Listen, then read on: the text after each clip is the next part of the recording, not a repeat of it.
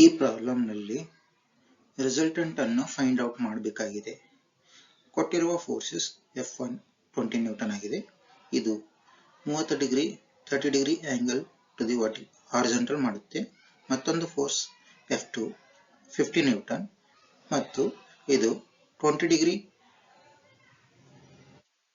Vertical ಗೆ angle ಮಾಡುತ್ತೆ. ಈಗ ಈ ಫೋರ್ಸಿಗೆ 20 ನ್ಯೂಟನ್ ಫೋರ್ಸ್ಗೆ ಯಾವುದು ಅಪೋಸಿಟ್ ಯಾವುದು ಅಡ್ಜಸೆಂಟ್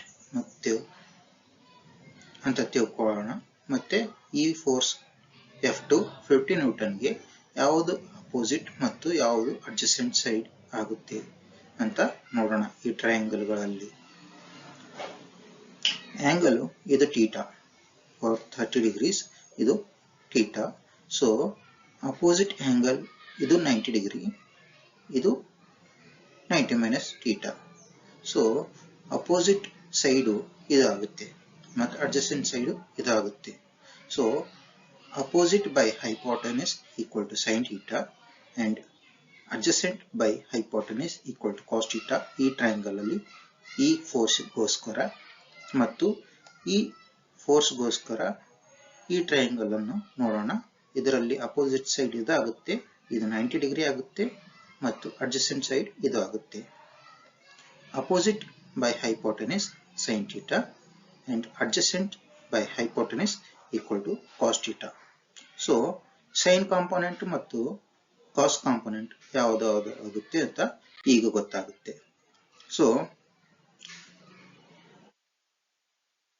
ಅಡ್ಜಸೆಂಟ್ ಇದರಲ್ಲಿ ಈ ಟ್ರಯಾಂಗಲ್ ಇಂದ ಅಪೋಸಿಟ್ ಬೈ ಹೈಪೋಟೆನಸ್ ಏನಾಗಿತ್ತು ಅಂದ್ರೆ ಅದು ಸೈನ್ ಥೀಟಾ ಆಗಿತ್ತು. ಸೊ ಹೈಪೋಟೆನಸ್ ಅನ್ನ ಈ ಕಡೆ ಕಳಿಸಿದಾಗ ಅದು opposite equal to hypotenuse into sine theta ಮತ್ತು ಅಡ್ಜಸೆಂಟ್ ಸೈಡ್ ಇದು ಆಗಿತ್ತು ಮತ್ತು ಹೈಪೋಟೆನಸ್ ಇದು ಆಗಿತ್ತು. ಸೊ ಕಾಸ್ ಕಾಂಪೋನೆಂಟ್ ಏನಾಗುತ್ತೆ ಅಂದ್ರೆ adjacent equal to hypotenuse into cos theta. So ಇದು ಅಪೋಸಿಟ್ ಆಗುತ್ತೆ, ಇದು ಈಕ್ವಲ್ ಟು ಇದು. ಸೊ ಇದು ವರ್ಟಿಕಲ್ ಕಾಂಪೊನೆಂಟ್, ಇದು horizontal component. So horizontal component cos component ಆಗುತ್ತೆ ಮತ್ತು ವರ್ಟಿಕಲ್ ಕಾಂಪೊನೆಂಟ್ ಸೈನ್ ಕಾಂಪೊನೆಂಟ್ ಆಗುತ್ತೆ. ಈ ಟ್ರಯಾಂಗಲ್ ಅಲ್ಲಿ opposite by hypotenuse sine theta ಆಗಿತ್ತು. ಸೊ ಅದರಿಂದ opposite equal to hypotenuse into sine theta. So ಇದು ಅಪೋಸಿಟ್ ಈಕ್ವಲ್ ಟು ಇದು ಅಪೋಸಿಟ್. ಮತ್ತೆ adjacent by hypotenuse equal to cos component ಆಗಿತ್ತು. ಸೊ ಅದಕ್ಕೋಸ್ಕರ adjacent equal to hypotenuse into cos theta. So ಇದೇನಾಗುತ್ತೆ ಅಂದ್ರೆ cos component ಆಗುತ್ತೆ. So ನಾವು ಈಗ ಏನ್ ಮಾಡೋಣ ಅಂದ್ರೆ ಇದನ್ನ F1 20 ನ್ಯೂಟನ್ ಅನ್ನ ಹಾರಿಜಾಂಟಲ್ ಮತ್ತು ವರ್ಟಿಕಲ್ ಕಾಂಪೊನೆಂಟ್ ಗಳಲ್ಲಾಗಿ ವಿಭಜಿಸೋಣ. So resolving forces horizontally summation Fx equal to F1 20 cos 30 20 cos 30 ಯಾಕಂದ್ರೆ ಆಂಗಲ್ ಹಾರಿಜಾಂಟಲ್ ಗೆ ಇದೆ. ಸೊ 20 cos 30 ವರ್ಟಿಕಲ್ ಕಾಂಪೊನೆಂಟ್ ಏನಾಗುತ್ತೆ ಅಂದ್ರೆ horizontal component 20 cos 30.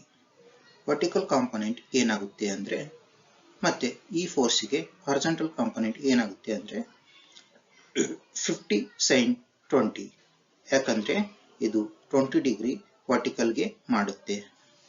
So 50 sin 20. So 50 sin 20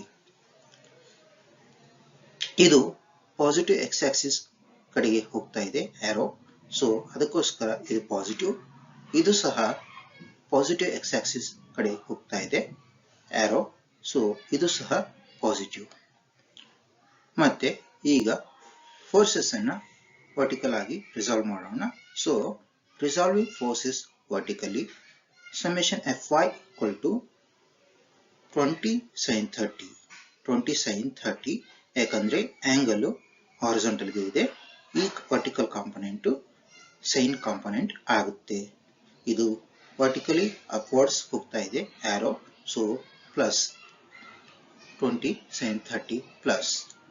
ಮತ್ತೆ ಇದು F2 50 ನ್ಯೂಟನ್, ಇದರ ವರ್ಟಿಕಲ್ ಕಾಂಪೊನೆಂಟು 50 cos 20, ಯಾಕಂದ್ರೆ ಇದು ಆಂಗಲ್ ವರ್ಟಿಕಲಿ 20 ಡಿಗ್ರೀಸ್ ಇದೆ. ಸೊ ಇದು ಕಾಂಪೊನೆಂಟ್ ಏನಾಗುತ್ತೆ ಅಂದ್ರೆ ಕಾಸ್ ಕಾಂಪೊನೆಂಟ್ ಆಗುತ್ತೆ. ಸೊ ಇದು ಫೋರ್ಸು ಆರೋ ಇದು downwards towards negative y Axis ಹೋಗ್ತಾ ಇದೆ. ಸೊ ಇದು -50 cos 20, -50 cos 20. ಈಗ ಇದನ್ನ ಕ್ಯಾಲ್ಕುಲೇಟ್ ಮಾಡೋಣ. ಇದು ಬರುತ್ತೆ 34.42. ಮತ್ತೆ ಈಗ ಇದನ್ನು ಮತ್ತೊಂದನ್ನು ಕ್ಯಾಲ್ಕುಲೇಟ್ ಮಾಡೋಣ. ಇದು -36.98 ಬರುತ್ತೆ. ರಿಸಲ್ಟೆಂಟ್ ಈ ಫಾರ್ಮುಲಾದಿಂದ ಕ್ಯಾಲ್ಕುಲೇಟ್ ಮಾಡಬಹುದು. summation fx square plus summation fy square under the square root. Substitute ಮಾಡೋಣ. summation fx and summation fy. ನಾವು r ಕ್ಯಾಲ್ಕುಲೇಟ್ ಮಾಡಿದಾಗ 50.52 ನ್ಯೂಟನ್ ಸಿಗುತ್ತೆ. ಥೀಟಾ ಕ್ಯಾಲ್ಕುಲೇಟ್ ಮಾಡೋಣ. ಥೀಟಾ ರಿಸಲ್ಟೆಂಟ್, ಅದು ಥೀಟಾ ಅಂದ್ರೆ ಅದು ರಿಸಲ್ಟೆಂಟ್ ಡೈರೆಕ್ಷನ್, ಅದನ್ನು ಕ್ಯಾಲ್ಕುಲೇಟ್ ಮಾಡೋಣ. Theta equal to tan inverse of summation fy by summation fx. summation fy value substitute ಮಾಡೋಣ, summation fx ವ್ಯಾಲ್ಯೂ ಸಬ್ಸ್ಟಿಟ್ಯೂಟ್ ಮಾಡೋಣ.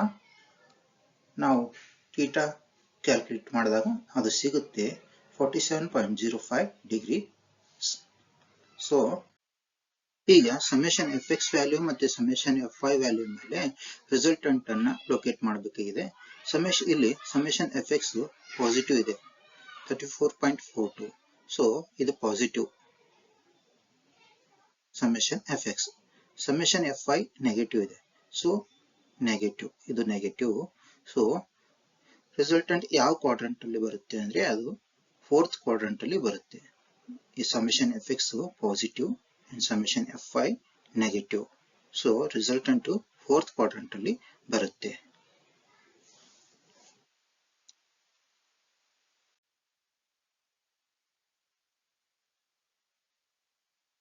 ಈ ರೀತಿ ಫೋರ್ತ್ ಕ್ವಾಡ್ರಂಟ್ ಅಲ್ಲಿ ರಿಸಲ್ಟೆಂಟ್.